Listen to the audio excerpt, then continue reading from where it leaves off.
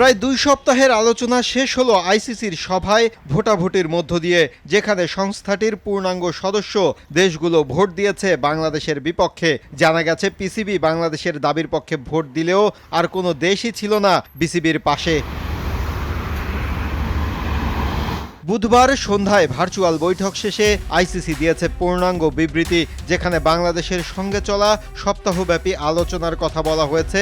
বিবৃতিতে বলা হয়েছে, ভারতের কোনো ভেন্যুতেই বাংলাদেশ দলের কোনো ধরনের নিরাপত্তা ঝুঁকি নেই। এত দ্রুততম সময়ে সূচি পরিবর্তন অসম্ভব এবং এই সিদ্ধান্ত নিলে আইসিসির নিরপেক্ষতা, সংবেদনশীলতা ও বৈশ্বিক সংস্থা হিসেবে অবস্থান প্রশ্নবিদ্ধ হবে বলেও জানিয়েছে সংস্থাটি।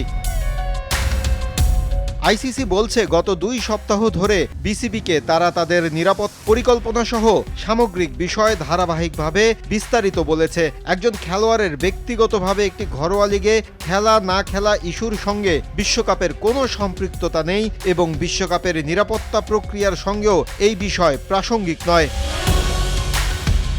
এমন অবস্থায় ভোটাভুটিতে আইসিসির পক্ষে প্রায় সব দেশ অবস্থান নেয় বাংলাদেশের কোর্টে বল ঠেলে দিয়েছে বিশ্ব ক্রিকেটের সর্বোচ্চ নিয়ন্ত্রক সংস্থা। জানা গেছে, আগামী ২৪ ঘন্টার মধ্যে বিসিবিকে নিজের সিদ্ধান্তের কথা জানাতে বলা হয়েছে।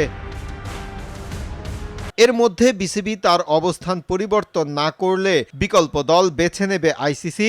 সেক্ষেত্রে স্কটল্যান্ড হতে পারে বাংলাদেশের বিকল্প। মাহফুজুল ইসলাম, RTV।